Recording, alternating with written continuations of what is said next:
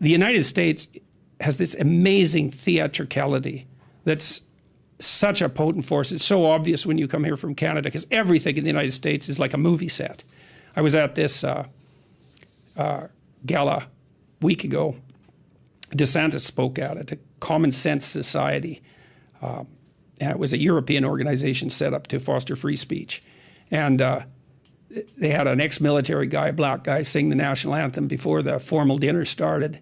And he just belted it out, you know, with this kind of gospel undertone.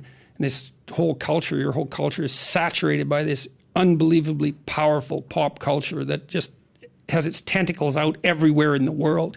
And so he belted out the national anthem a cappella in a way you'd never hear a Canadian belt out, "Oh Canada." And then they had another guy who was also black, as it turned out, get up and do the prayer before dinner.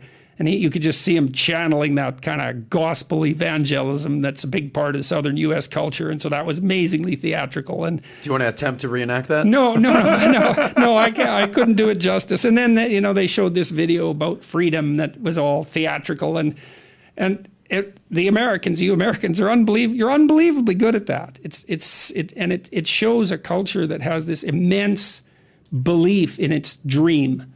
And that manifests itself especially in pop culture. It just manifests itself everywhere in pop culture. And American pop culture clearly dominates the world.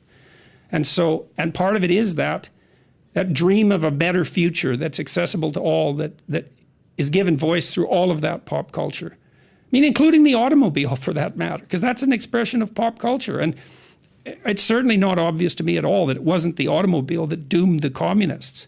Because nothing says freedom and individual sovereignty like a 16-year-old with a 400 horsepower Mustang.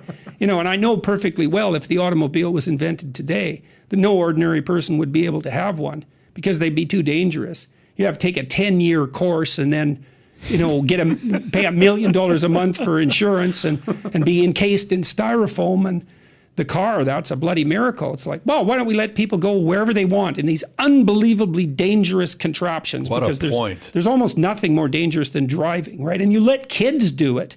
It's like 16, you can drive, why not? It's like, well, because you run people over. But you can't drink. You can't have a beer. Yeah. But it's so wonderful. And you have all this autonomy in a vehicle.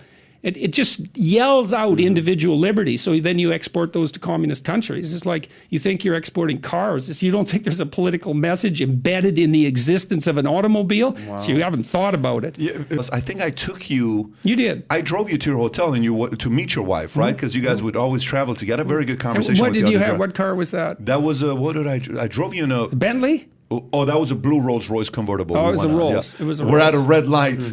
Guy into the car next to us is like, "It's Jordan Peterson!" He went crazy. Jordan, what kind of car do you drive right now? I have a Mercedes SL 550. Yeah, you can have any car you want. Why do you pick that one? That's a pretty legit car, by the way. No doubt. Yeah, it's a nice car. Yeah. Well, I bought it 5 years ago. My brother-in-law had one, which I used to drive in California. I really liked it. I really liked the way it felt. It's got great acceleration. It's cool, too. And so I bought one, a second-hand one. It's like 8 years old, this thing, or 9 years old. But it's in great shape. And I like it. It's two-seater. I zoom around with my wife in it. And it has a really good sound system. And so we put in whatever we're listening to. Yeah, Sometimes what are you bumping rock. when you're driving? What's your music of choice? I can see him as a... I like classic rock. Okay. I have about an 8-hour playlist of old jazz and blues standards, crooners. That's more on the romance side of things. I have a really good playlist of old country and blues music that's about 7 hours long, which I really love. My wife and I listen to that a lot That's in the cool. car, cranked right up.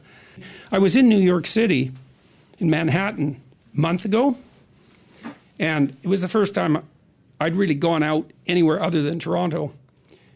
And I'd been to New York a few years before, and it's a bouncing place, Manhattan. I love New York. It's such an amazing city. You know, the fact that Manhattan can even exist is just an ongoing absolute miracle. 7 million people compressed onto that island, and it's pretty damn clean, and it's pretty safe, and it's really cool, and there's something to do all the time, and you can walk around free, and like that bloody place is a miracle, that's for sure. And it looked pretty good. I thought, isn't this something? These people have been locked down for like 18 months, and this place isn't on fire. It actually it's pretty clean, and most of the businesses are still open. And isn't that a bloody miracle? And which it most definitely is. And so let's pray and not be too resentful about all the foolishness. Let's pray that we wake up and we treat the pandemic like the flu, and we get back to something resembling the normality of Florida, and we put this behind us, and we don't get too upset about January 6th, and we don't get too vengeful about the Democrats and the radical left, and we elect someone half sensible to run the Republicans, and we carefully weave our way through to a peaceful future. Let's pray for that, because the alternative is pretty damn dismal. And I don't think we have to have the alternative.